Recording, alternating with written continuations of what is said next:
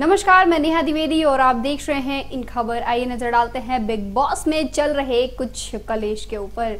यूं तो big boss में लोग अपना करियर रिलाइव करने जाते हैं, क्योंकि इस घर के कलेश से होते हुए रास्ता सीधा बॉलीवुड की ओर मुड़ जाता है। बिग बॉस की अपनी अलग ही एक पहचान है, उसकी अलग ही पॉपुलैरिटी है कि जो वहां जाता है उसका करियर मानो सेट हो जाता है। लेकिन क्या अब बिग बॉस के ऐसे दिन आ गए कि उसे यूट्यूबर्स और इन्फ्लुएंसर्स की जरूरत पड़ गई? पुनीत सुपरस्टार के बाद एल्विश यादव ने एंट्री ली और अब ये खबर आ रही है कि famous YouTuber Dhruv Rathee big boss में वाइल्ड एंट्री कार्ड से एंट्री ले सकते हैं। तो क्या बिग बॉस अपना पूरा फोकस यूट्यूबर्स की तरफ शिफ्ट कर रही है? ये बात मैं आपको तफसील से बताती हूँ। आपको बता दें कि बिग बॉस के बारे में कौन नहीं जानता। वैसे जो नहीं जानते वो शायद इस दुनिया के सबसे सुखी व्यक्ति होंगे, लेकिन हम तो उनमें से नहीं है। टीवी सीरियल के बाद कहीं सबसे ज्यादा कलेश देखने को मिलता है, वो भी सच में, तो वो है बिग बॉस। और हम इस कलेश को बड़े मजे से आनंद लेके देखते हैं। अगर इस कलेश में कोई पसंदीदा एक्टर या एक्ट्रेस मिल जाए तो फिर सोने पे सुहागा हो जाए। लेकिन इतनी तेजी से लोग फिल्मों से टीवी सीरीज की तरफ शिफ्ट नहीं हुए होंगे जितनी तेजी से बिग बॉस एक्टर्स से इन्फ्लुएंसर्स की तरफ शिफ्ट हो रहे हैं। ऐसा लग रहा है कि बिग बॉस को इन यूट्यूबर्स और इन्फ्लुएंसर्स की पॉपुलैरिटी को इस्तेमाल करने का टेक्निक पता चल गया है। इस साल के बिग बॉस ओटीटी में पुनीत सुपरस्टार की एंट्री से उनके फैंस झूम उठे थे, लेकिन अगले ही दिन में घर से विदाई हो गई। हालांकि इससे बिग बॉस लाइव स्ट्रीम करने वाले जियो सिनेमा ऐप को रेटिंग्स के मामले में थोड़ा नुकसान सहना पड़ा था, लेकिन बिग बॉस को इससे न्यूज में रहने का बहुत मौका मिला। इसी वजह से हो सकती है एंट्री। आपको बता दें कि अब एल्विश यादव को बिग बॉस के घर में बुलाया गया और चर्चा में भी है। बिग बॉस में वाइल्ड कार्ड एंट्री भी मिल सकती है, लेकिन इस बात की पुष्टि तो ऑफिशियल कंफर्मेशन से ही हो सकती है, जो फिलहाल नहीं आया है। अब सवाल यह है कि इन्फ्लुएंसर से बिग बॉस को कितना फायदा मिल सकता है।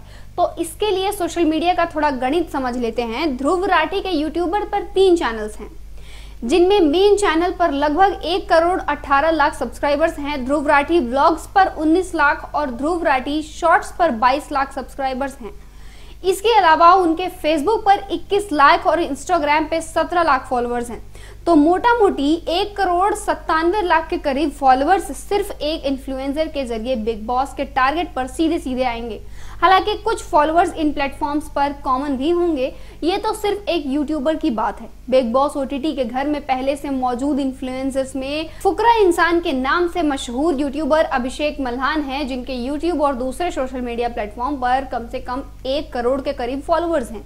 इसके अलावा 1 करोड़ की फॉलोइंग वाले यूट्यूबर एल्विश यादव, कभी टिकटॉक पर फेमस रहने वाली आशिका भाटिया, मनीषा रानी जैसी इन्फ्लुएंसर्स पहले से बिग बॉस में मौजूद हैं। अब इन इन्फ्लुएंसर्स की करोड़ों की फॉलोइंग का सीधा फायदा तो बिग बॉस को मिलना तय है। अब मालिक इतनी जानकारी हो ही गई है तो लगे हाथ ये भी जान लेते हैं कि बिग बॉस के घर में एंट्री मिलती कैसे है।